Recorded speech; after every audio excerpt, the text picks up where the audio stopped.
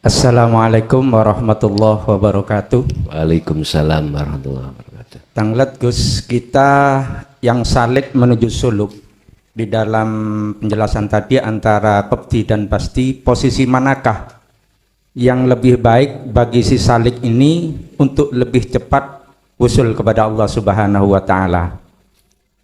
Yang kedua, pertanyaan saya, apa makna dari sebuah mimpi ketika kita berzikir, kita bangun pun bisa melafadzkan itu, tetap berzikir, tapi kita dohirkan gitu. Saya pernah merasakan itu, bersolawat kepada Rasulullah Sallallahu Alaihi Wasallam. Ketika bangun, solawat itu berubah menjadi Allah Muhammad saja yang muncul. Bukan Allahumma sholli ala Muhammad, tapi Allah Muhammad, Allah Muhammad, Allah Muhammad. Mohon penjelasannya Gus, pencerahan bagi saya. Assalamualaikum warahmatullahi wabarakatuh. Waalaikumsalam warahmatullahi wabarakatuh.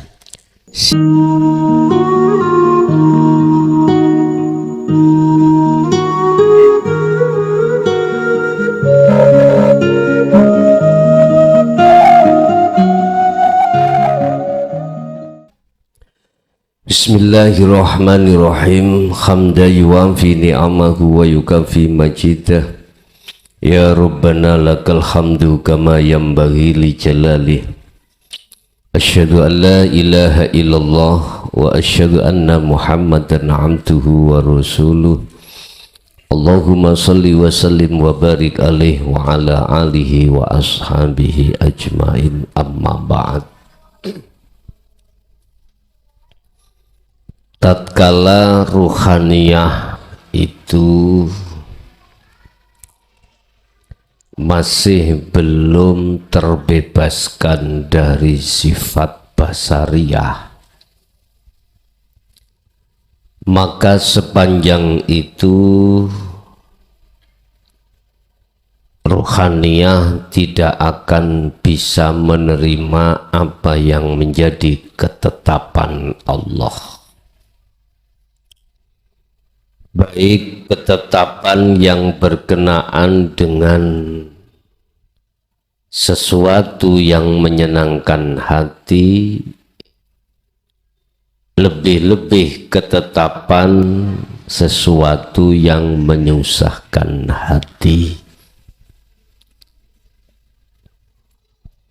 Tatkala sifat basariyah dalam setiap diri manusia masih liar, maka sepanjang itu ruhaniyah tidak akan pernah bisa menerima ketetapan Allah, baik ketetapan yang berkenaan dengan pasti atau sesuatu yang menyenangkan hati, lebih-lebih ketetapan qadhi, sesuatu yang meresahkan hati. Mengapa demikian? Karena memang itu visi dan misi nafsu di dalam sifat basariyah untuk melalaikan dirimu dari Tuhanmu,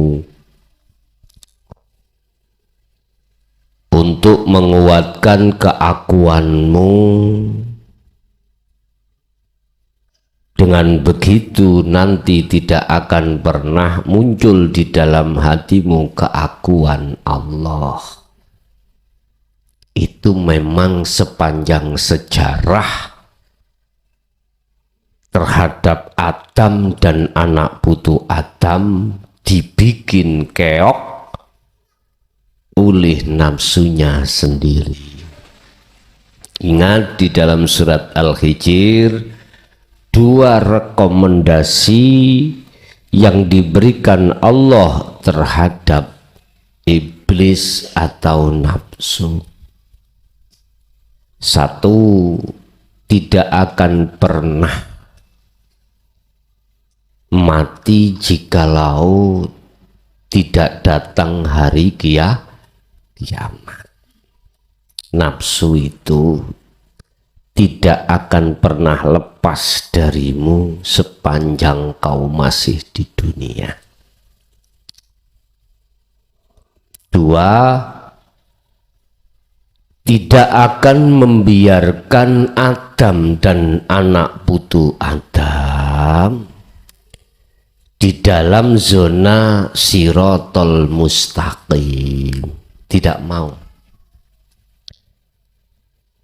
Tidak akan pernah dia melepaskan dirimu sekalipun kau itu sudah berjalan di atas jalan Allah.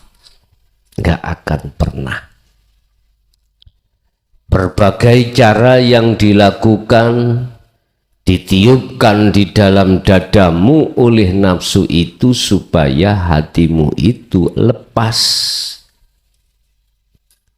dari penyandaran dirimu pada Tuhanmu, biar lepas. Akhirnya ditanamkanlah lewat akal supaya ruh beriman, apa yang menjadi tujuan imannya nafsu, yaitu beriman pada selain Allah. Dirimu, contoh, di depan kita ada satu makanan atau minuman. Gaya nafsu itu membuat bagaimana hatimu beriman, munculnya satu rasa, munculnya satu cilikno, mereka unu paten ono pisan. Munculnya satu iman, rasa itu dari makhluk.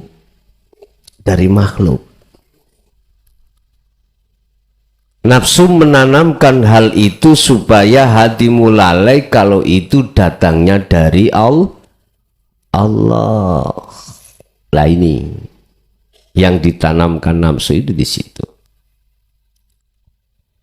Sehingga apa yang kita minum, hati lalai kalau itu seger dari air, hilangnya dahaga itu dari air. Akal memang benar Pak, kalau tidak minum air, dahaga tidak Loh, pinter ya, halus sekali, halus. Bon. Terus bagaimana caranya kita itu biar bisa hati itu menerima atas segala ketetapan Allah? Satu-satunya jalan cuman satu, jinakkanlah sifat basariyah dalam dirimu. Cara menjinakkan, sering-seringlah hatimu itu mengasah zikir rasa. Hanya itu. Sering-seringlah hatimu berzikir sirul asrar di rasa tersebut. Dalam kondisi apapun, tatkala seorang diri manusia mengasah zikir tersebut, maka dengan sendirinya sifat basariyah dalam dirimu akan jadi jinak. Itu pasti. Pasti sebaliknya, jikalau kau membiarkan, artinya hatimu jauh dari zikir tersebut, maka otomatis sifat basariyah itu akan jadi liar dan tambah kuat. Nah, itulah yang menyebabkan mengapa kita itu tidak bisa untuk menerima apa yang menjadi ketetapan Allah, padahal satu sisi secara ilmu kita sudah paham kalau semuanya itu datangnya dari Allah. Kita paham dari sisi ilmu, kita paham.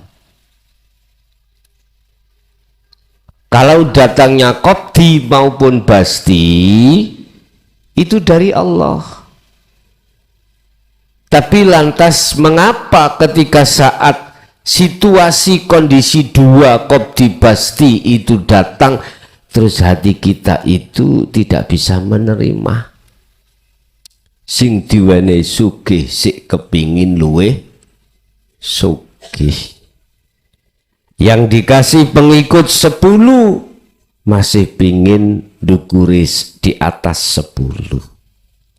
Yang sudah dikasih pengikut ratusan pingin ribuan pengikutan. Kalau sudah sampai ribuan pingin jutaan. Nah ini loh Pak ya, tanda kalau sifat basariyah dalam diri kita itu belum jinak alias liar dan kuat. Itu pasti.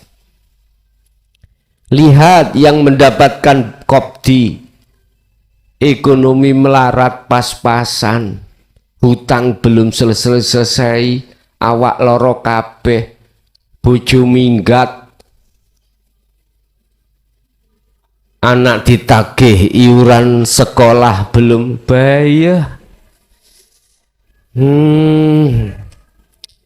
Akhirnya sing cekak pikire nggak membawa uang 10.000 berangkat ke pasar beli tampar. Spekulasi. Bojo wis diencak uang, misale sudah diambil orang, minggat dari rumah, awak sakit, hutang belum lunas. Udahlah Pak, siapapun kita, tatkala sifat basariyah di dalam diri kita masih kuat, pusing-pusing, ndas iki koyok pedhot. Istilah Gus, utang kula niku wis ndukure gulu. Masalah kula ndukure gulu. Bahasa hatiku kok gak masih sandukure ndas ae ngene. Kelelep. Udahlah Pak, siapapun kita tidak akan bisa menerima keadaan situasi jikalau sifat basariyah itu kita masih kuat. Kita secara ilmu sudah paham mengapa belum bisa menempatkan, alasannya cuma satu, sifat basariyah masih kuat. Berkenaan dengan hal itu Bapak Ibu, monggo kita bahas makalah tentang pemberian Allah terhadap setiap diri manusia terkait masalah lapang dan sempit, basti dan qabdi. Bahasa toka kailah la yubgika ma'al qabdi. Gusti Allah nekakno, mendatangkan perkara jembar, seneng, takdir enak, awak waras, kopi teko dhewe, ya rokok ya teko dhewe, bojo 5, lah apa telu nanggung, bojo 5, sih burine masih diterima neh 5 kas 10, cuklek ya. Iya. Wis aja pola-pola, temen aja pola-pola. Situ gantek. Semuanya dihadapkan Allah, ekonomi juga lebih-lebih. Gusti Allah mendatangkan hal yang seperti ini kaila yubgika ma'al qabdi. Menempatkan hal ini biar hatimu tidak terus-menerus susah. Ya sekali tempo seneng rek kopi teko dhewe iki. Penolak tuku ah. Ini gratis ya. Makanya gak tahu tak entekno kula nih. Saya sendiri juga punya etika. Nanti kalau saya entekno PPO pumpung ono ngeraka saya cocotin ndak. Bapak Ibu, dari segi ekonomi kita pasti enak. Ingat, apa Allah suatu saat mendatangkan hal ini supaya kita tidak berlarut-larut dalam kesedihan. Bahasa syariat. Tapi kalau saya tarik dari bahasa hakikat, mengapa Allah mendatangkan pasti terhadap hambanya kekasihnya? Karena dipandang Allah pasti tidak akan merusak hubunganmu terhadap Allah. Iku maksudnya. Sehingga para pelaku hakikat menuju makrifat itu tidak semuanya secara fisik melarat, enggak. Tidak semuanya secara fisik selalu kekurangan, enggak. Ada yang ditaruh malah berlebihan. Karena pandangan Allah, miturut hitung-hitungan Allah, si kekasih ini tidak akan menjadikan kelebihan itu sebagai penghalang ruhaniyahnya itu kepada Allah. Tidak. Justru sebagai tumpaan, sebagai media, kekasih itu berjumpa selalu terhadap Allah. Otomatis hal ini tidak terlepas dari sifat basariyah, itu jinak. Cuman satu jinaknya sifat basariyah itu. Sebesar mana volume zikirmu, hanya itu. Tatkala zikirmu semakin volumenya besar, bobote antep, maka semakin lemah sifat basariyah. Sehingga si kekasih ini tidak memandang pastinya, Bapak Ibu. Tidak memandang pastinya, kemewahannya, tidak. Tapi sibuk dia itu masuk di dalam lingkaran ongko bunder, sing bunderane iku sudah dihapus. Ongko apa? Ya iki lho, Pak. Tapi dihilangi, bunderane dihilangi. Bisa menyebut apa dirimu? Enggak bisa. Jadi lingkaran itu adalah nurullah, lingkaran itu adalah kemewahan. Ketika dia memfanakan kemewahan itu, barulah itu dikatakan dia bertemu Allah. Dihilangi lingkarannya, cara Anda nyebut terus nyebut apa? Enggak iso nyebut, paling tidak kosong. Inilah yang golongan hamba Allah bighairi hisab secara syariat besok tidak pernah akan mendapatkan hitungan karena kosong udah.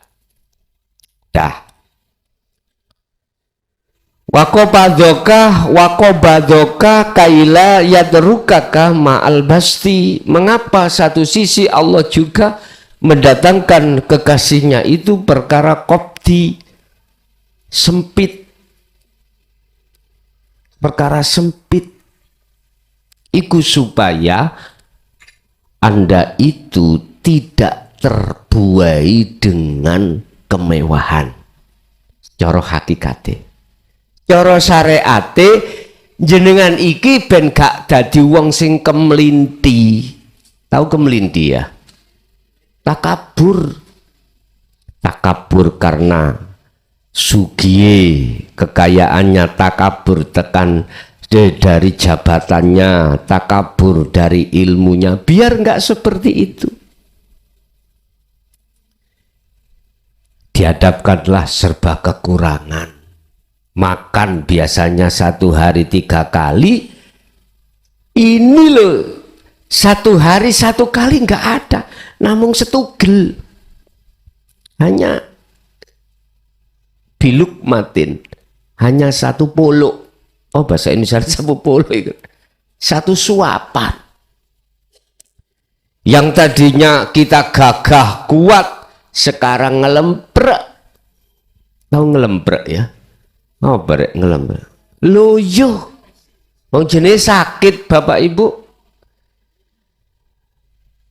Gule kok ya pahit.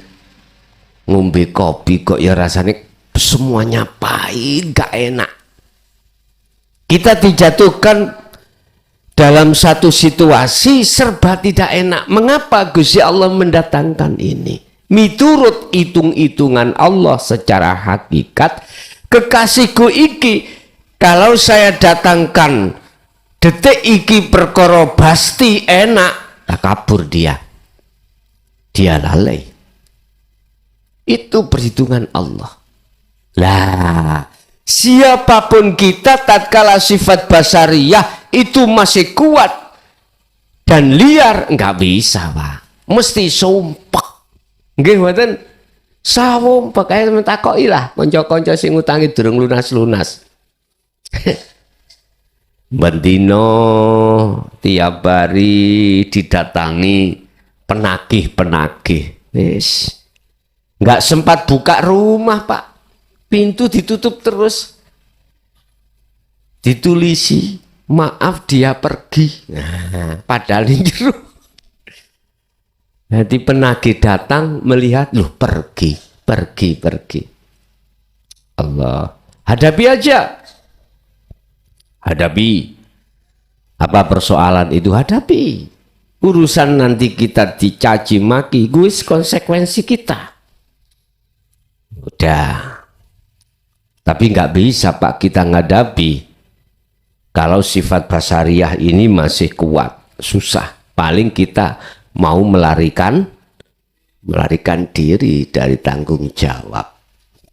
Bapak Ibu, artinya hati kita akan selalu sumpek Pak. Akhirnya kalau itu kita biarkan merambat.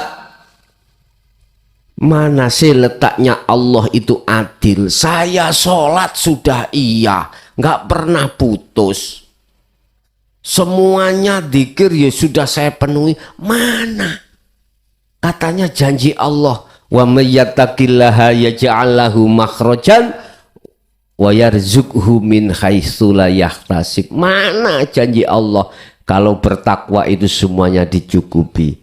Kita akan suudon pada Allah, padahal kita dihadapkan waktu-waktu masa yang sulit.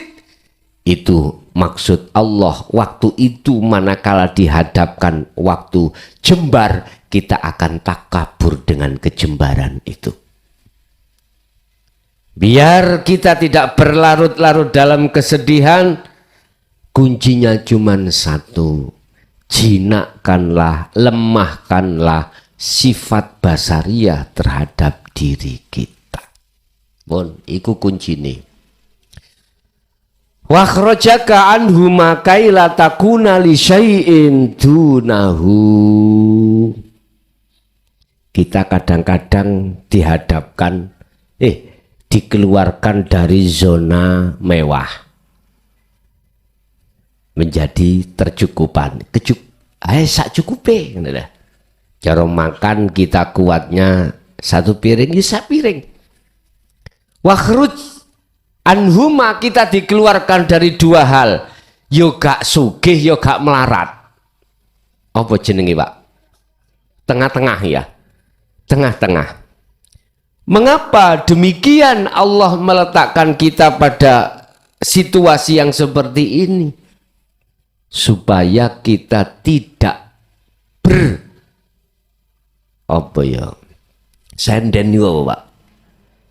bersandar. Supaya kita tidak bersandar pada selain Allah. Hanya itu. Sugih yo gak, sugih yo tidak, melarat yo tidak. Pokoknya dimakan sekarang ada, besok yang kita makan belum ada. Lah besoknya dikasih ada lagi. Ya secukup kita. Istilah suami kita kerja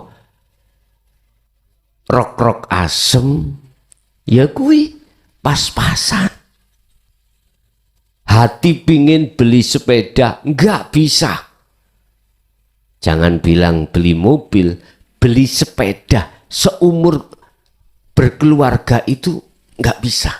Dikasih Allah pas-pasan. Pas-pasan.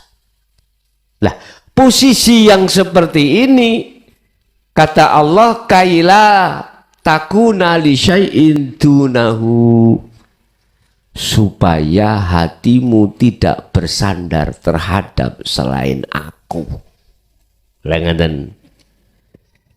Jadi nanti kalau dihadapkan sugih, jadi takabur. Kalau dihadapkan melarat, jenengan niki misui Gusti Allah. Biar gak seperti itu, kata Allah, tak letakkanlah kau di posisi tengah. Berarti sugih dikeluarkan, melarat dikeluar. 3 zona inilah Bapak Ibu yang setiap saat terkadang itu ada pada diri kita masing-masing. Kuncinya cuma satu. Jinakkan sifat basariyahmu. Jikalau tidak kau jinakkan di posisi di antara 3 hal ini, pasti kau jauh dari Allah. Pasti. Tapi jikalau ini kau jinakkan, ditaruh posisi manapun, jenengan ini tidak akan menjadi tambah jauh pada Allah. Hendak, bahkan Anda olehnya menyempurnakan hak-haknya Allah, yaitu Anda selalu bertemu pada Allah itu dengan mudah. Terus piye carane untuk selalu supaya sifat basariyah kita itu bisa jinak? Cuman satu. Terus latihlah, asahlah zikir sirul asr tanpa memandang kondisi. Kondisi apapun. Inilah wasiat yang termahal dari Kanjeng Nabi terhadap kita. Zikir itu bahkan ini tertuang di dalam Al-Quran. Ala bizikrillahi tatmainnul qulub. Hanya dengan hatimu mengingat Allah, hatimu akan selalu damai, anteng, nggak gelisah, nggak resah. Walaupun istrimu tanginya, bangunnya itu kesiangan, hatimu gak gersah, karena ada solusi yang kedua, bisa beli di warung. Jangan sok jadi suami itu melihat istrinya kecapean, bengibar digarap, ya paginya itu kecapean, gak bangun, akhirnya gak masak, terus ngamuk-ngamuk. Kurang ya opo aku ngekei blonjo. Raimu sing ngekei iku ya sapa?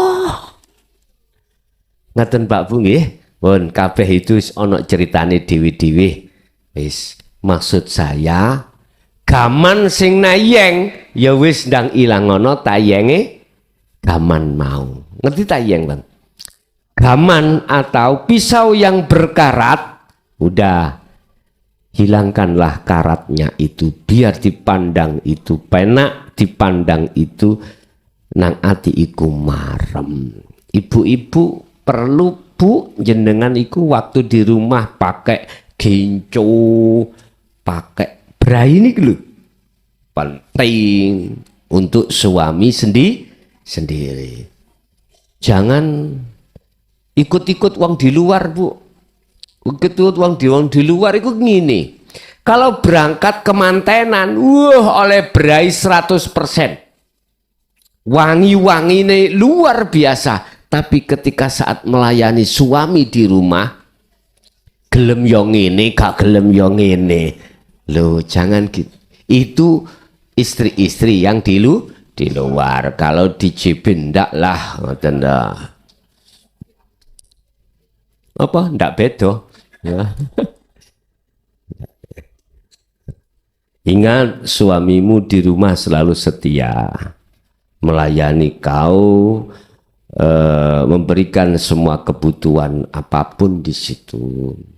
Secara syariat, udah kita harus bersikap yang bagus secara syariat. Sama. Istri kamu juga begitu, di rumah selalu melayani kau. Yes. Bapak Ibu hadirin, kesimpulannya adalah hanya dengan Anda selalu mengasah, membiasakan diri, berlatih diri dengan berzikir, mengingat Allah. Eling, ingat kalau semua itu af'alullah. Ingat apa yang muncul pada diri kita, semuanya itu bersumber dari hidup. Hanya dengan cara itulah sifat basariah dalam diri kita masing-masing akan menjadi semakin lemah dan terjinakkan. Dengan begitu, maka mudahlah Anda untuk bertemu Allah sekalipun diletakkan di 3 kondisi tadi. Oke? Kita masuk pada sesi tanya jawab dan dialog. Barangkali ada yang perlu ditanyakan, kami persilakan. Assalamualaikum warahmatullahi wabarakatuh.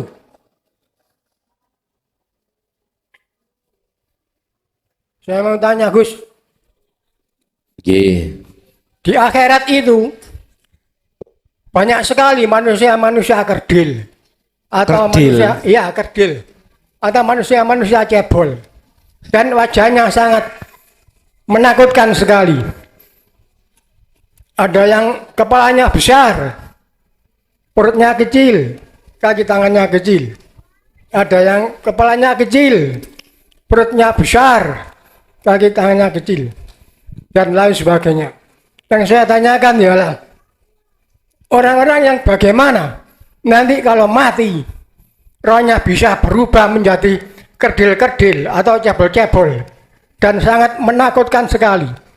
Demikian Gus, mohon penjelasannya. Assalamualaikum warahmatullahi wabarakatuh. Waalaikumsalam warahmatullahi wabarakatuh. Itulah golongan hati seseorang yang tidak tahu diri. Fabi ayyi ala'i rabbikuma tukadziban.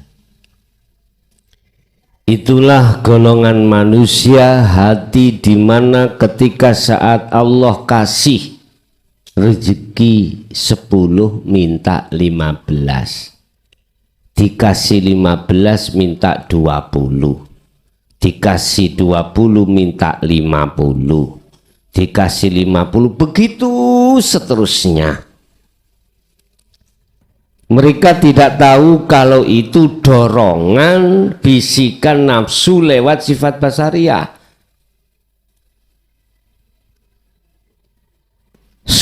Sudah menjadi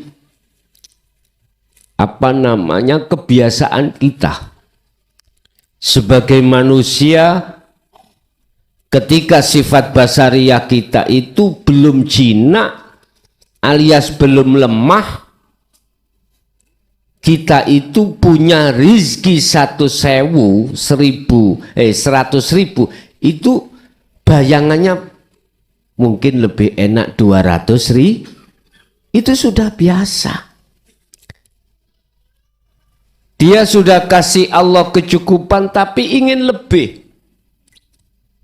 Yang jadi RT pingin jadi RW, yang jadi RW pingin jadi kadus, kadus pingin jadi lurah, lurah pingin jadi bupati atau wali kota, sudah jadi wali kota pingin jadi gubernur, sudah jadi gubernur pingin jadi presiden, sudah jadi presiden habis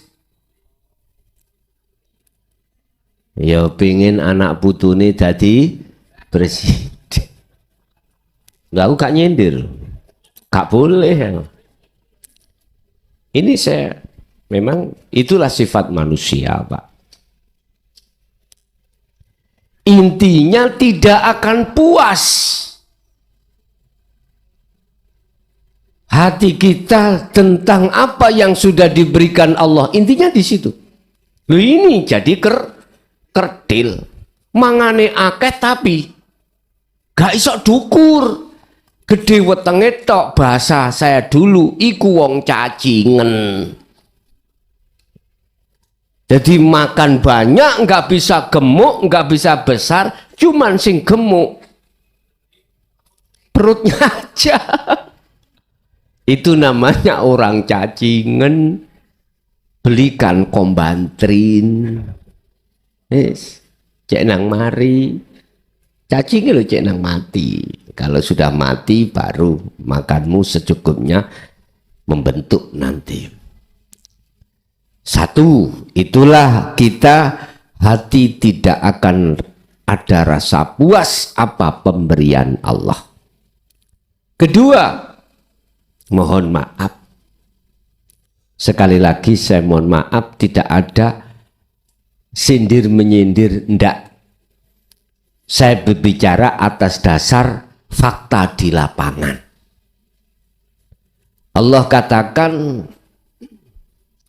aku akan menyiapkan satu kondisi yang amat rusak. Amat rusak. Amat rusak. Kondisi yang amat rusak. Bagi seseorang yang katanya dia mengatakan, aku menghadapmu ya Allah, aku menyembahmu ya Allah, tapi nyatanya hati ini tidak menghadap Allah. Ngapunten, mohon maaf.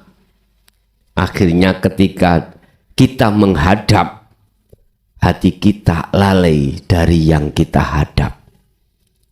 Fawailul lil musallina alladzina hum an sholatihim. Ya wis. Ini fakta di lapangan loh ya. Mengapa demikian? Jawabannya cuma satu. Sifat basariah itu belum jinak. Kelihatannya nanti pandangan umum menjadi orang yang bahagia dunia akhirat. Oh, iki wong sing apik. Lah ngoten. Tapi nyatanya masuk dalam zona wilayah yang rusak.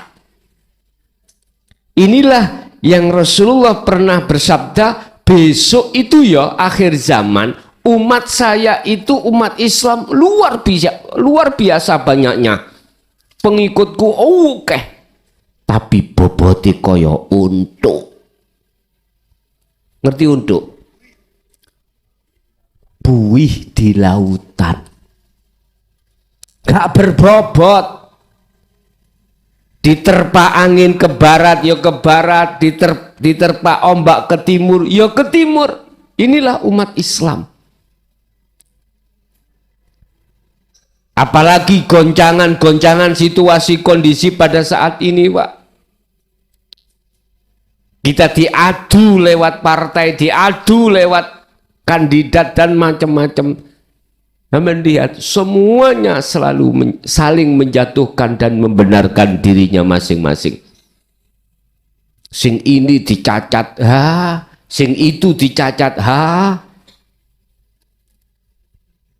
Bapak Ibu bingung akhirnya. Umat iki bingung. Mau pilih yang mana?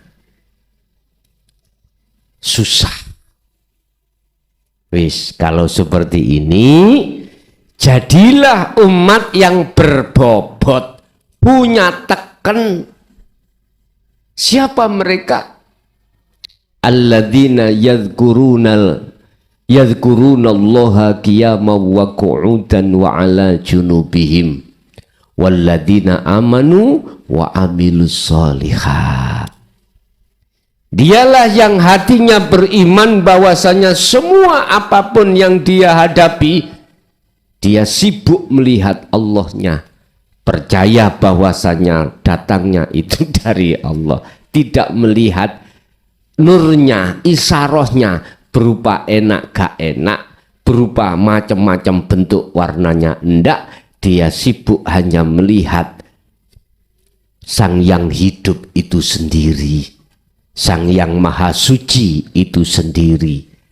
Sehingga dengan begitu maka inilah yang disebut sebagai orang yang memegang teken. Apa teken itu? Tongkat. Memegang tongkat dengan kuat. Istilah bahasa Nabi Musa, mereka yang selamat adalah mereka yang masuk di dalam kapal saya. Iki Nabi Nuh ya. Masuk di dalam kapal saya. Mohon maaf pada saat itu Kan'an itu anak beliau itu nggak mau masuk. Nggak selamat. Dia memakai akal, gak mungkin banjir bah ini akan naik sampai bukit ini, gak mungkin. Iki bahasa akal. Akhirnya apa? Terjadi. Kalau kapal kan ketika saat airnya tambah tinggi, kapalnya ikut meninggi. Kalau airnya turun, ikut turun. Selama dia di dalamnya, artinya mohon maaf, kita tidak akan masuk dalam zona yang rusak manakala kita itu tetap di dalam kapal anugerah Allah, yaitu makrifat dateng Gusti. Kapal sampean ikut disebut dinul haq. Wis titik. Ada lagi. Assalamualaikum warahmatullahi wabarakatuh. Gus, saya mau tanya tentang sirul asrar. Kadang sirul asrar itu kita pakai ada rasa, tetapi kadang tidak ada rasa. Tapi kadangkala kalau kita tidak ingat sirul asrar, dengan sendirinya rasa itu datang di kalbu, nikmat sekali. Dan kedua, saya mau tanya tentang nikah batin. Yang kedua, mau bertanya tentang nikah batin. nikah lagi. Nikah batin. Nikah gratis. Nikah. Oh, nikah batin. Iya.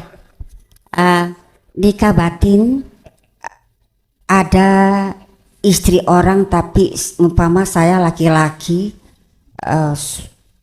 duda, tapi saya menginginkan istri orang. Saya nikah batin dengan istri orang, apa boleh atau tidak? Dan kedua, dan ketiga, saya umpamanya sendiri, tidak punya suami dan cowoknya juga sendiri, terus tuh kami mau berhubungan dengan cara nikah batin, apa boleh atau tidak? Cukup sekian, terima kasih. Assalamualaikum warahmatullahi wabarakatuh. Waalaikumsalam warahmatullahi wabarakatuh. Zikir sirul asrar kadangkala rasa muncul, kadang tidak. Rasa itu akan hilang dengan sendirinya tatkala sudah sampai pada ainul basirah. Yang merasakan dan yang dirasakan itu pelakunya itu tunggal. Istilah bahasa bunderan ini gambar bulat, tulisan bunder itu sudah dihapus. Rasa memang hilang. Tapi ketika saat jenengan diturunkan lagi di su'aul basirah rasa, maka di situ ada yang merasakan, ada yang dirasakan. Itu makomnya muraqabah. Dalam hati jenengan merasa bahwasanya Allah itu dekat. Nggak apa-apa, itu memang proses perjalanan ruhaniyah itu bisa sampai pada Allah, kadang rasa muncul, kadang tidak. Artinya langsung nggak apa-apa, nggak pakai rasa, langsung muncul dalam hati sampean semuanya keakuan Allah. Satu. Yang nomor dua, apa? Nikah batin, ya. Nikah batin, nikah tak kira nikah gratis. Apa yang dimaksud nikah batin itu? Pertemuan ruh pada Allah. Itu nikah batin. Pengertian nikah itu adalah bertemu. Ini yang dimaksud, hakikatnya nikah adalah bertemunya ruhaniyahmu pada Allah. Nek bernikah secara syariah, nikah zahir, yaitu akdu nikah sing dinikahke, yang dinikahkan oleh Pak Pengulu itu nikah secara syariat. Nikah secara hakikat, pertemuannya ruhmu pada Allah, dan ini terjadi dimanapun tempatnya, apapun aktivitasnya bisa terjadi. Yes, itu nikah secara hakikat. Terus yang ketiga, bolehkah seseorang menikahi batin pada istri orang, gitu tak? Iya. Nikah batin itu pada Allah lah, apa istri orang. Kuiku nek nikah secara hakikat, nikah batin pada Allah. Lala pokok istri orang.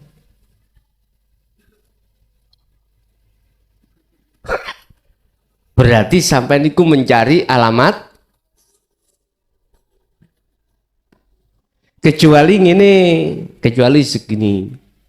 Anda bisa bertemu Allah pada istri orang, ikut nikah batin, ikut nikah hakikatnya. Paham maksudnya? Contoh, sampai tidak kenal iki istri orang atau istri genderuwo, gak tahu. Ya, Anda bisa bertemu Allah lewat sifat jamalnya. Otomatis sifat basariah dalam diri Anda itu sudah jinak, sehingga tidak melihat jamal. Apa sih jamal itu? Bagus. Cara wedok iku ayu. Jadi Anda tidak melihat ayunya makhluk, tapi ayunya Allah. Lah ini, itu prosesnya seperti itu. Boleh. Walaupun itu ada pada istri orang. Anda bertemu Allah pada istri lewat sifat jamalnya Allah yang diletakkan pada istri orang. Ini manakala didasari oleh nafsu, sifat basariah kita, mohon maaf, mesti ono teruse. Tahu ono teruse? Hati-hati. Hati-hati. Kawitan takok nomor WA. Suwe-suwe ini hati-hati. Memang kita akui khairihi wa syarrihi minallah. Api elek iku sangka Allah. Memang. Tapi bagi pelaku hati yang sudah betul-betul millata Ibrahim Hanifah, pasti jenengan akan bisa memilih mana di antara, mohon maaf, iki gelas arepe digawe mau dibikin kopi, mesti dibersihkan terlebih dulu. Awalnya telek tok. Mau dibikin wadah kopi, wong kopi mau diminum, ya pasti dibersih. Beda Pak, gelas ini mau diwadahi uyuh, air kencing, gak mungkin dibersihkan, langsung aja diuyuhi lalapo. Langoten nggih. Artinya apa? Tempatkanlah sesuatu itu pada posisinya. Yang namanya kebo kerbau tempatnya di kandang, yo jangan kau letakkan di tempat tidurmu.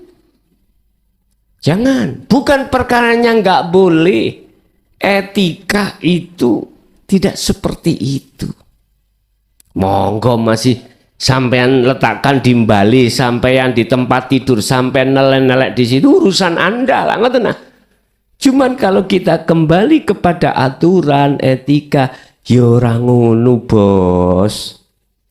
Kambing, kuda itu tempatnya ada di kandang. Ibunya sudah paham kok setiap hari. Cowek layah gak mungkin dideleh Bali. Mesti dideleh diletakkan dapur.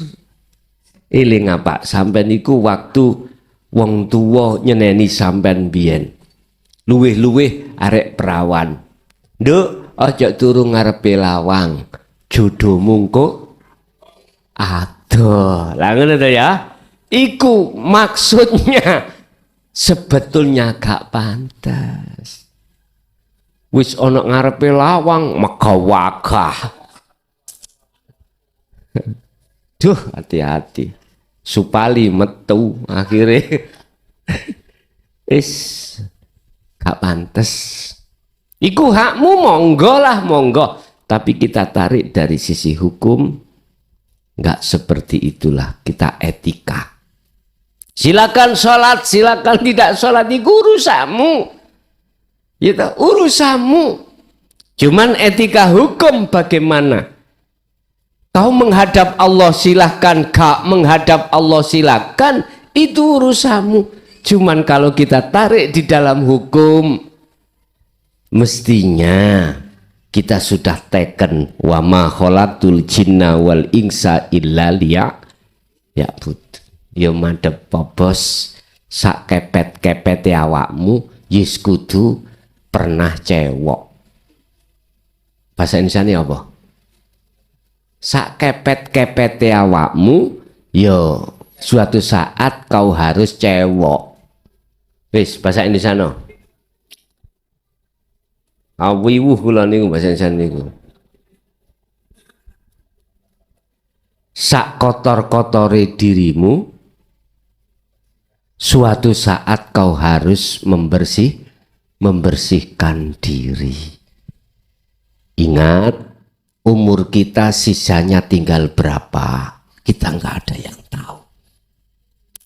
Gunakan sebaik-baiknya kesempatan yang masih ada untuk bersih diri. Terus pertanyaan yang terakhir, kula niki single, ya single. Terus ya apa mang? Single, aku single, ada laki-laki lain untuk nikah batin. Nek nikahin nang Allah gak popo. Paham maksud kula? Nikahin yang Allah rapopo. Masalah sing disebut hakikati nikah adalah bertemunya ruhaniyah pada Allah. Monggo. Lah nek nikah sak dohiri, ngerti sak dohiri? Tahu sak dohiri? Kuwel sak dohiri lho, Pak. Ya laksanakan. Wong sing nikah ikut dohir ketemu dohir. Ya secara syariati penuwono, lho ngono lho. Paham maksud kula? Oke, ada lagi. Assalamualaikum warahmatullahi wabarakatuh. Mau tanya Ustaz, waktu kita diposisikan Allah sebagai orang basit, disuruh banyak-banyak sedekah. Tapi kebalikannya, Di posisi apa? basit. Posisi banyak uang tuh. Posisi banyak rezeki. Oh iya, posisi pasti. Nggih. Itu disuruh banyak-banyak sedekah. Banyak sedekah, leres. Terus kebalikannya, waktu kita dalam kesempitan, disuruh diam, tidak boleh sambat-sambat. Nah, ini ada apa? Mohon penjelasan. Ini ada apa?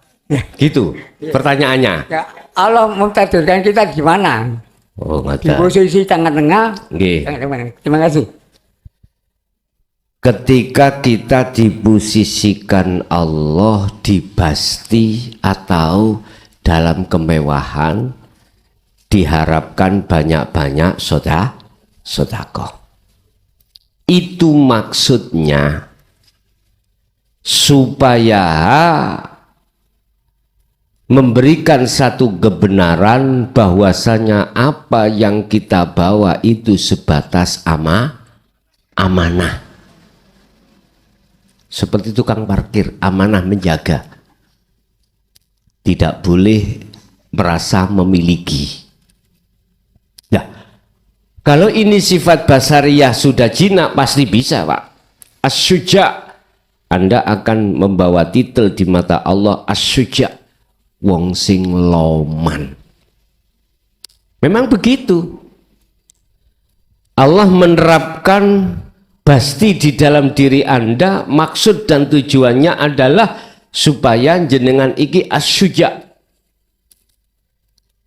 tidak merasa memiliki. Lah, hal itu bisa terjadi manakala sifat basariyah dalam diri kita sudah lemah dan jinak. Wis, satu.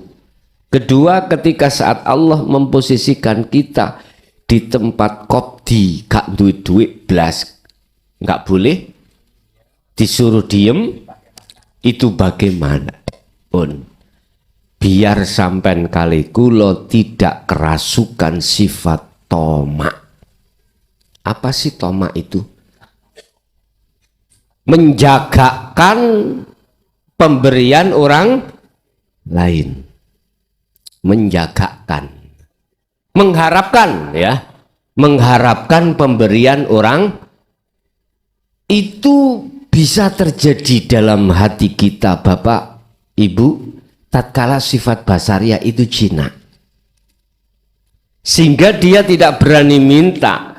Jangankan minta, mengharapkan pun sudah tidak berani. Ingat pelajaran kita yang minggu kapan itu terkait hanya dua hal bagi orang yang sudah sampai pada Allah disebut wong makrifat, itu hanya dua hal. Apa? Mohon pada Allah selalu diteguhkan hatinya berzikir pada Allah, diposisikan selalu di dalam hidayah itu. Yang kedua, mencukupi kewajiban-kewajiban hak-haknya Allah dicukupi. Beliau hanya minta itu, tidak minta yang lainnya. Dalam konteks si hamba ketika sudah sampai dikatakan makrifat pada Allah hanya itu. Makanya ketika saat dihadapkan kondisi situasi nggak punya sama sekali, dia diam. Ada apa? Supaya hati ini tidak terserang sifat tomak. Tomak jangankan pada Allah, jangankan pada manusia, tomak pada Allah pun tidak berani. Apalagi meminta kecuali kelas kita ada di syariat, masih di umum, jaluk gak diweni saiki, besok jaluk terus, jalukan. Kulo umpama jadi Gusti Allah, grisin aku. Iya, tahu grisin ya? Apa ya? Bahasa Indonesia grisin niku. Grebekan bisik, arek kok nyocot terus. Dengan tidak? Sampean lihat, jangan saja ketika Anda punya kucing, dikasih ikan, dikasih makan atau belum, meong-meong piye rasane jenengan?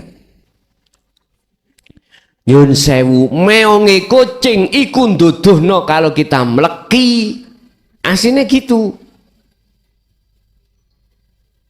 Sehingga ada keterangan dulu sudah saya sampaikan, Allah memberikan sesuatu pada hambanya itu tidak ada ikatan namanya doa, nggak ada hubungan antara pemberian dengan pemberian Allah terhadap kita dengan permintaan doa kita pada Allah, nggak ada.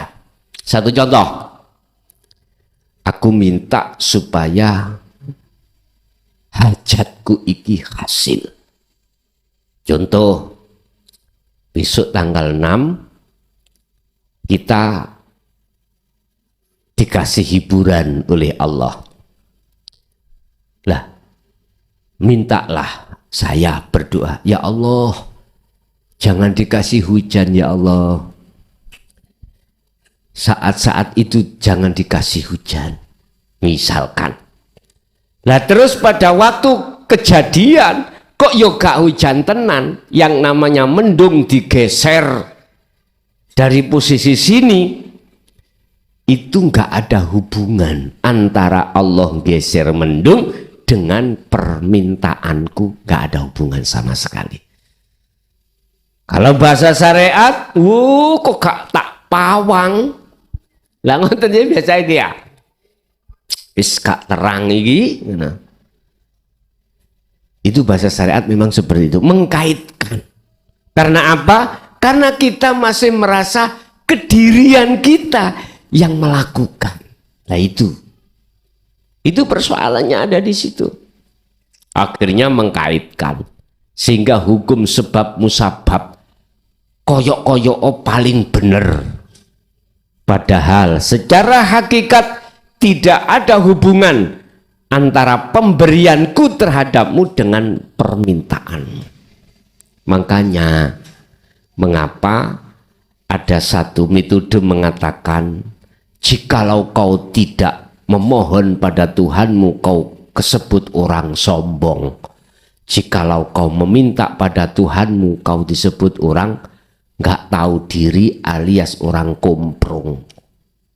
Nah ini kudu tahu posisinya. Posisi Anda sudah di jalur ahli syuhud, ya nggak berani Pak, nggak berani. Andai kata terjadi secara syar'i, otomatis itu menjadi hakiki.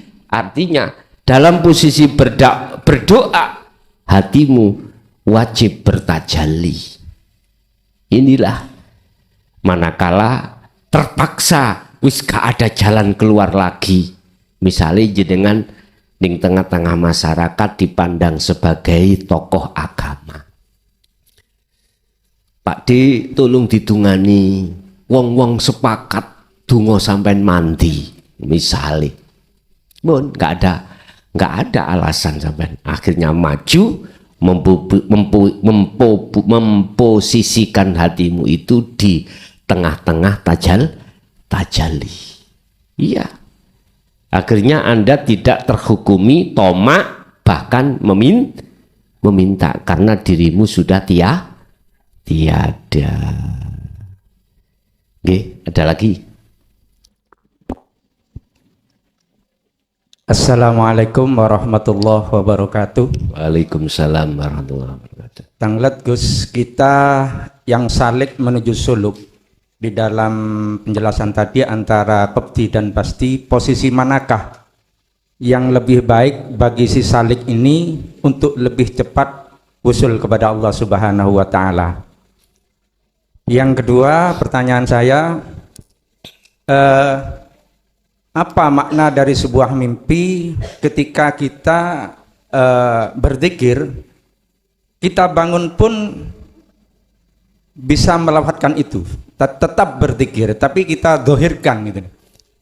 Saya pernah merasakan itu, bersolawat kepada Rasulullah Sallallahu Alaihi Wasallam.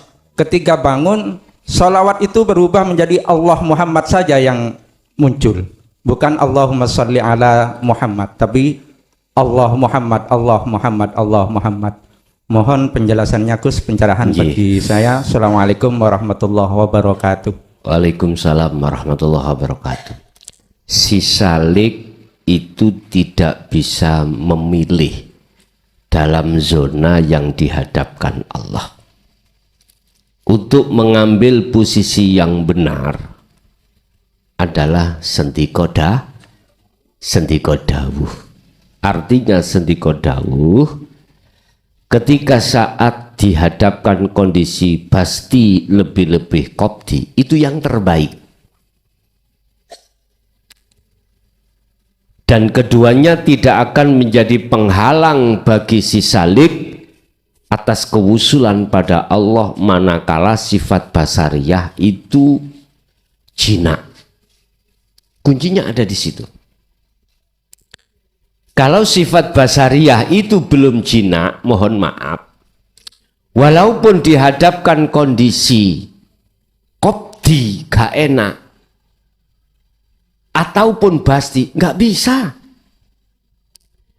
Mungkin tahun 2013 kalau nggak salah, ada satu jamaah yang mengeluh beralasan tidak bisa berzikir dikarenakan posisi kopti. Langsung bicara sama saya. Ketika sudah saya perintahkan untuk berkholwat dengan zikir sirul asrar, itu berkata begini, bagaimana saya bisa kholwat, Gus? Lah wong aku itu diuber-uber utang. Kondisi di rumahku loh, apa yang kumakan besok belum tentu sekarang sudah ada. Bagaimana mungkin aku bisa berkholwat atau zikir pada Allah? Sudah saya kasih tahu, penemu di dalam hatimu seperti itu jelas alladzi yuwaswisu fi sudurin nas, bisikan nafsu. Saya kasih tahu, itu bisikan nafsu. Nafsu membisik kamu, meminta supaya keluar dari zona itu, sehingga masuklah di zona pasti enak, terus kamu nanti akan bisa berzikir dengan benar. Totoan ketoan manuk gak mungkin. Iya, gak mungkin ketika Anda dihadapkan pasti bisa fokus wusul pada Allah, gak mungkin. Itu sebetulnya alasan nafsu yang meniupkan dalam hatimu. Kuncinya cuma satu, sifat basariyahmu itu loh, jinakno. Apa karakter sifat basariyah? Innan nafsa la amaratum bisu. Wa qala aidan ya'muruna bil faksha wal munkar. Sifat basariyah itu selalu menuntut, moh gak enak jaluk enak dalam segi hal apapun. Keakuan diri kita sebagai makhluk, moh gak enak, tidak mau gak enak, harus selalu senang-senang, enak-enak.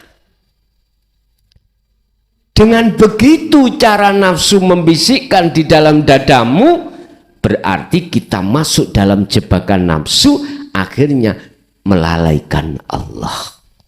Itu pasti, Pak. Gak percaya? Ayo kita hitung-hitungan coro akal. Ini sudah saya sering iktibarkan, sering saya istilahkan.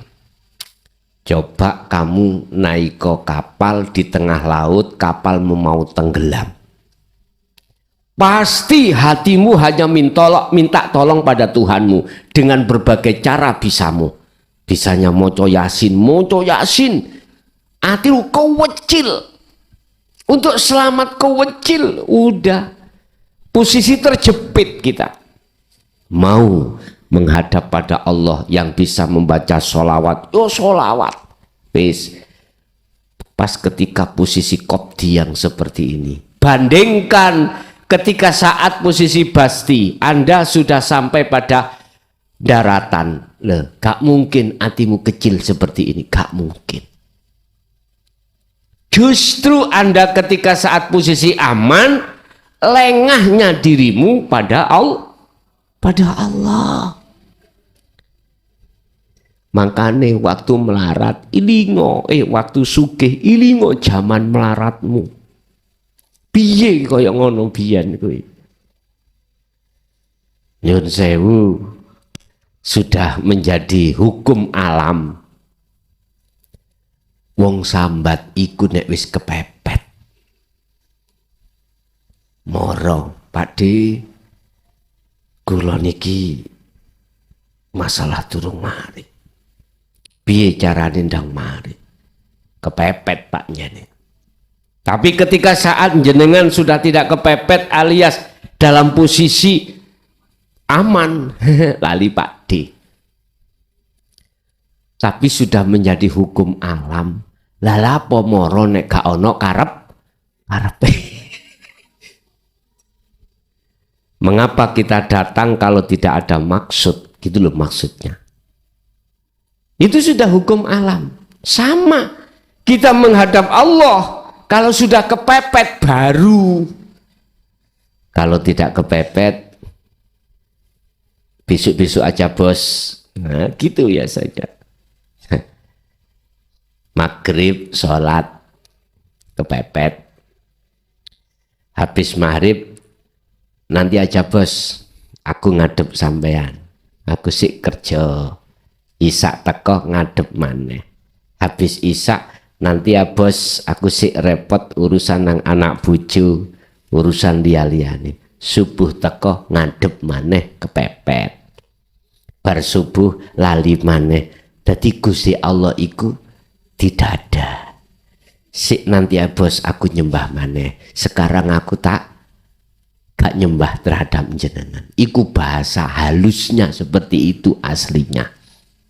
Makanya mengapa di dalam tatanan kejawen itu yang disebut sholat daim itu 24. Sebetulnya sholat ini tidak 5 waktu, tapi 50 waktu. 50 waktu. Artinya 24 jam. Terus menerus. Wassolatil wusta. Tatkala itu Anda lakukan baru bisa Anda. Jadi enggak pernah hati geser, gengser, lingsir dari Allahnya. Itu siapa? Ya mereka-mereka yang hatinya sudah menjadi golongan ahli sunnah. Jadi Bapak, apa sikap kita yang terbaik? Sendiko dawuh. Dikasihkan kopti yo madep, dikasihkan basti tetap. Lah hal itu bisa terjadi manakala sifat basariah ini sudah jinak. Pertama. Kedua, masalah mimpi. Apa yang ketika mimpikan itu terbawa ketika saat kita terbangun. Nah, apa maksud semuanya itu? Tadi maca sholawat, sallallahu ala Muhammad. Lah sekarang ketika bangun, Allah Muhammad, Allah Muhammad. Nyun sewu, percaya enggak percaya? Di dalam diri dohir itu ada kegoiban. Di dalam diri dohir, setiap diri dohir itu ada kegoiban. Iki menurut pandangan awam. Manusia jasmani mesti di situ ada rohani. Tembok cagak iku dohir. Di dalam dohir, setiap dohir ada kegoiban, kehidupan di dalam. Termasuk sifat kudrot, kekuatan cagak, akhirnya bisa menahan beban. Ini sebetulnya yang ku maksud jenengan mimpi. Dalam mimpi sampean kan di luar kesadaran, berarti batiniah. Nanti mudon keluar di dohiriyah jenengan ikut sadar. Lah, kesadaran yang seperti ini yang terjadi pada diri jenengan membaca Allah Muhammad menunjukkan setiap dohir itu ada kegoiban. Tapi bagi ahli syuhud sudah tidak ada goib, sudah tidak ada dohir, tidak ada batin. Yang ada adalah kosong. Yang ada adalah hidup. Begitu. Oke. Ada lagi? Assalamualaikum warahmatullahi wabarakatuh. Waalaikumsalam warahmatullahi wabarakatuh. Agak keras dikit, Mbak. Niku kula badhe tanglet, Gus. Bagaimana, Gus? Dalam syariat niku kula nate mendengar cerita kalau mati niku dalam syariat niku ulama besar niku lho, Gus. Nek mati wae sakaratul maut niku modele niku koyo ngap ngoten. Niku bagaimana, Gus, dalam hakikatnya? Kalau ahli syuhud bagaimana matinya? Hah? Ya napa Gus? Ngap-ngap. Nggih, kaya umpama takut ngoten lho. Takut. Ulama besar niki Gus. Iku ulama besar. Ulama besar. Apalagi ulama kecil. Nggih. Nggih. Nggih, kula tanglet niku bagaimana ahli syuhud Gus? Maksudnya niku apa bisa Gus? Nafsu setan niku lho Gus. Saged umpama ngoten sanjange niku ngeten.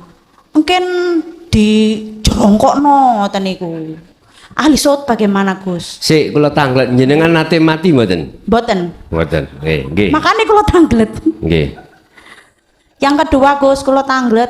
Bagaimana Gus kalau umpama kula niku enten tiang niku pecah gara-gara kecelakaan. Niku yo napa? Sanjange niku Nggih kan napa? nggih.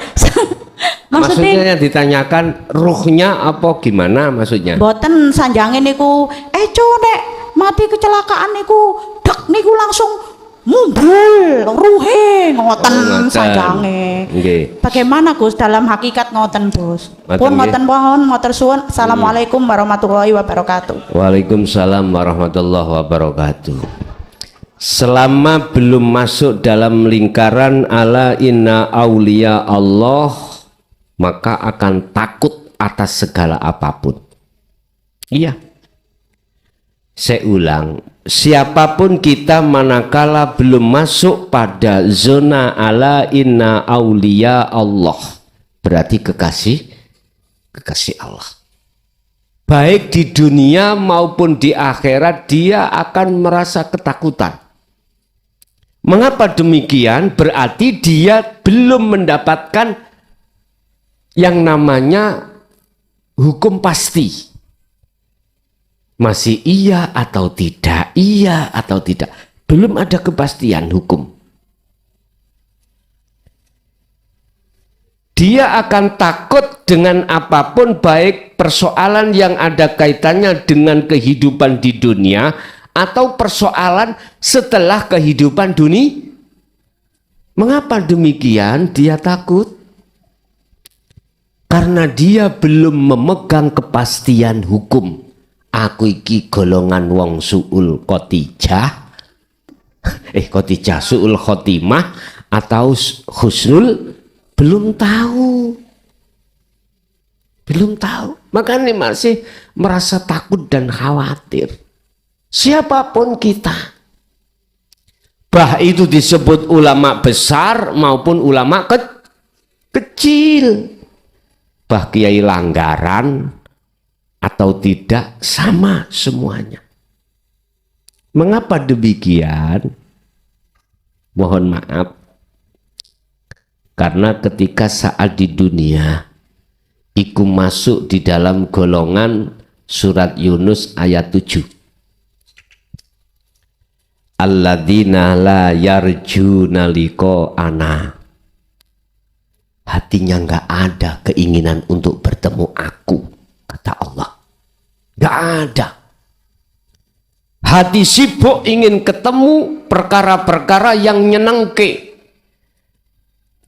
hati, yang disebut khayatat dunia. Ibarat aku berdagang, aku pingin dagang aku tambah suwe, tambah lama, omsetnya tambah tinggi. Sing dadi kiai aku iso tambah suwe, pengikutku tambah akeh. Dengan begitu engko aku nek nyalokno nyun sewu DPR bupati gampang. Wis ngomong sak prul ngawanut geruduk, pengikutnya banyak. Ini lah, di saat itu Allah katakan la yarju liqa'ana, mereka tidak mau ingin bertemu aku, padahal semua apa yang kuhadapkan terhadap dirimu itu sebetulnya aku sing nandangi. Lalapo matamu nontok sing tak tandangi, gak gelem nontok sing nandang.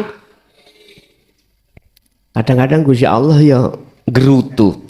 Lah iya son aku ndelok wong kok bingungno. Jarine ora ketok aku, ora tahu saya, padahal saya yang melaku. Enake diapakno wong koyo ngono iku son. Bahasa satu sisi saya gitesen mawon. Mboten, yes kasih hidayah ya Allah. biar sadar. Oh iya, nyun sewu Bapak Ibu, nggak ada jaminan sholat kita, zakat kita, puasa kita, haji kita yang kelihatannya bagus sebagai penyelamat. Nggak bisa, nggak bisa. Karena apa? Kullillahi asyafa'atu jami'an. Yang bisa menyelamatkan Anda, yang bisa mensyafaati Anda hanyalah Allah. Hanyalah Allah. Kok ya ana wong sing ngedukno ilmune, ngedukno lakune, salate, zakate, puasa hajine, iso nyelametno dheweke. Nggih mohon maaf. Yaiku wong sing ora duweni, tidak mempunyai kepastian hukum. Ya, susah. Dia itu selalu, mohon maaf, hatinya bertemu terhadap selain Allah. La yarjuna liqa'ana, karena dia saat di dunia tidak mau bertemu aku. Ayo, kita nggak usah ngomong orang lain, ngomong diri kita, flashback ke belakang dulu. Pernah Anda sholat ingin ketemu Allah? Pasti kita ingin bertemu surga, bertemu pahala. Iya, saya berkata seperti itu saking sayangnya aku padamu, bos. Ya toh.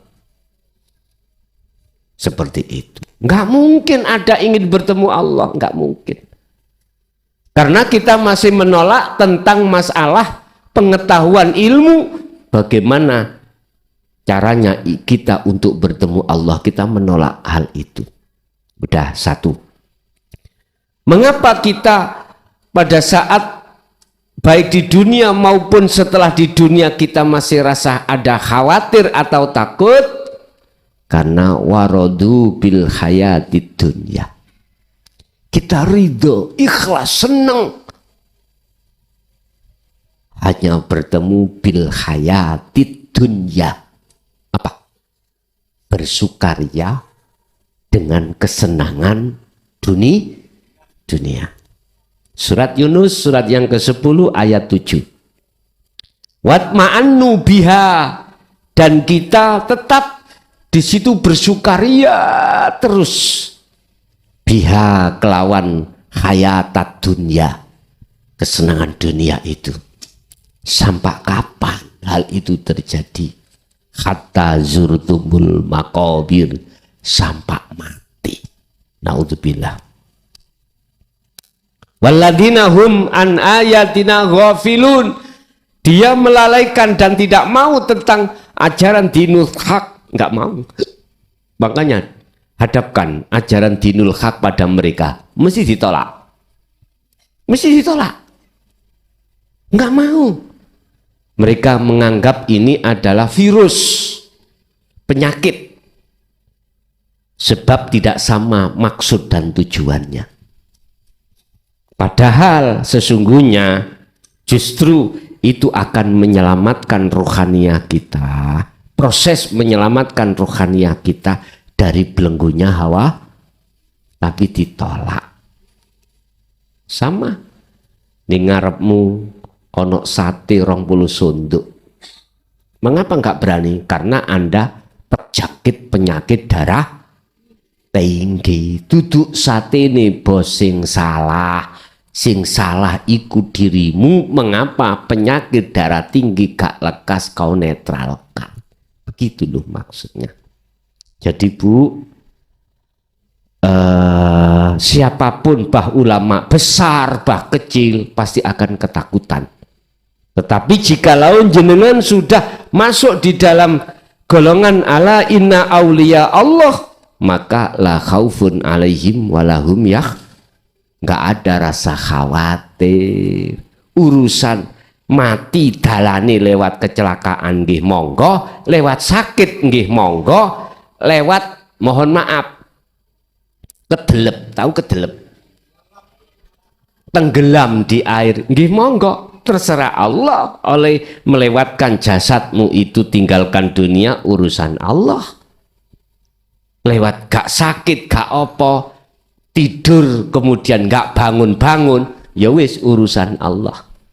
Karena hatimu itu sudah lepas dari khauf, rasa takut, walahum yahzan, rasa khawatir, baik urusan dunia, lebih-lebih urusan akhir.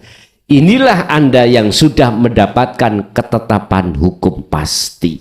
Lah ini nek selamat ya selamat, kalau enggak selamat ya enggak selamat. Artinya apa? Sudah jelas selamat. Qad aflahal mu'minuna alladzina hum fi sholatihim khashi'un. Karena Anda sudah bertemu Allah. Udah. Akhirnya di situ Anda menyimpulkan siapa mereka yang ketika saat di dunia walaupun secara pandangan manusia dikatakan orang baik, tapi ruhaniyah kok yang mengingkari pertemuan terhadap Allah, mesti gak selamat. Qad khasiral ladzina kadzabu biliqa'illah. Sungguh sengsara bagi orang-orang saat di dunia itu mendustakan bertemu terhadap Allah. Jadi walaupun iku mau matinya lewat kecelakaan sama dengan yang lain. Kata orang Jopo, enak kecelakaan maklub sudah nggak ada. Ingat, ini ada istilah syahid dunia, syahid akhirat. Maksudnya syahid dunia tidak merepotkan orang lain. Tinggal pertanyaannya, akhiratmu syahid enggak? Kalau sudah bertemu Allah pasti syahid. Dan atau kalau kau sudah ada hatimu keinginan bertemu Allah, belum bertemu Allah kok isdet, sama. Kuncinya ada di situ Bapak Ibu. Tapi jikalau kau di dunia syahid, belum tentu akhirat syahid. Kalau kau syahid akhirat, belum tentu dunia juga syahid. Makanya Allah meletakkan Anda ahli syuhud, dunia syahid atau tidak bukan urusan. Sing penting akhiratnya syahid, sudah beres. Maksudnya dunia gak syahid ngerepot nolio. Loro gak waras-waras. Akhirin geremeng bojone. Ndang mati yong dulu. Lho nggih, kula niki sering Pak didatangi orang-orang yang katanya orang tuanya mau meninggal. Alasannya paling halus, Gus, nek pancen iki mau wis wayahe Gus, ndang jaluk nondang cepet mati.